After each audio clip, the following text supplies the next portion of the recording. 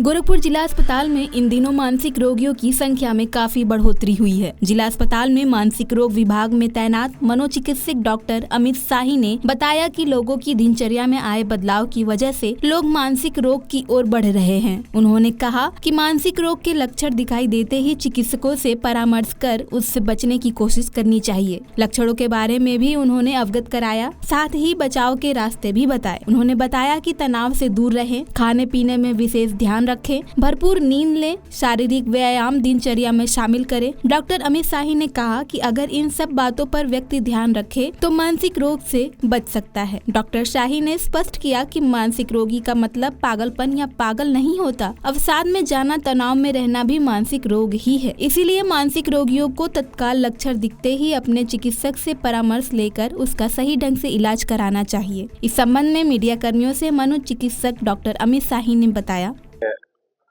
मानसिक रोगों का पहचान करने का लक्षण होते हैं, उनसे लोग जागरूक होकर अपने आप को उन लक्षणों की शुरुआत में ही इलाज करा सकते हैं। पहला तो ये करेंगे कि अगर लक्षण किसी में दिख रहा हो, अपने आसपास किसी में भी, तो उन लक्षणों के आधार पे मानसिक रोग के एक्सपर्ट को दिखा लेंगे। एहतियात के लिए हम ये बताएंगे कि बचाव कैसे हो सकता है। एक healthy life style, healthy living से मानसिक रोग के होने की दर में कमी रहती है। तनाव से बचना होता है, किसी भी तरह का तनाव, व्यक्तिगत, पारिवारिक, आर्थिक, सामाजिक या वातावरणीय, ऐसे कोई भी तनाव मानसिक रोगों को प्रश्रय देते हैं। अगर उसके में कोई दबा हुआ मानसिक रोग है और तनाव आया उसके जीवन में और नहीं उसका प्रबंधन कर पाया उस तनाव का, तो मानसिक रोग हो सकता है उसको कि उभर जाए। तो हर तरह के तनाव का प्रबंधन सीखना चाहिए।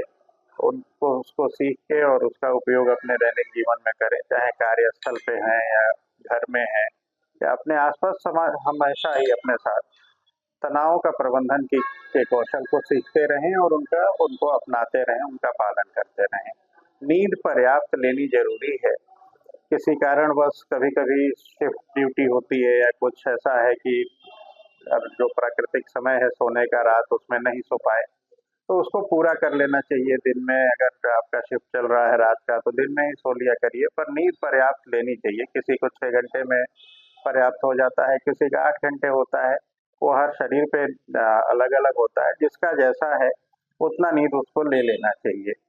खान पान में भी कहा जाता है कि अगर पेट भी खराब होता है तो उसका असर दिमाग पे पड़ता है, दिमाग में तनाव होता है तो उसका असर पेट पे भी पड़ता है। तो इस तरह से खान पान को भी अपने व्यवस्थित रखना चाहिए।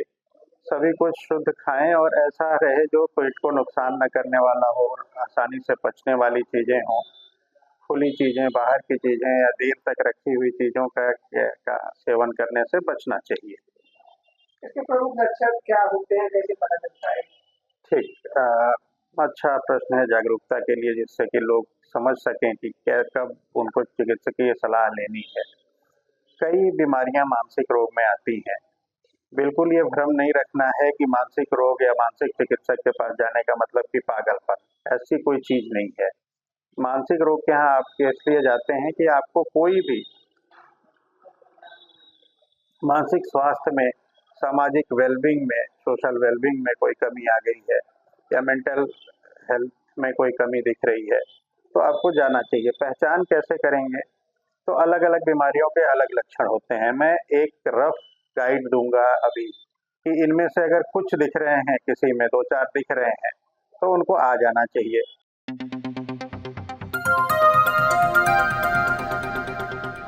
बजाओ जरा झूम के बजाओ, बजाओ बजाओ जरा झूम के बजाओ।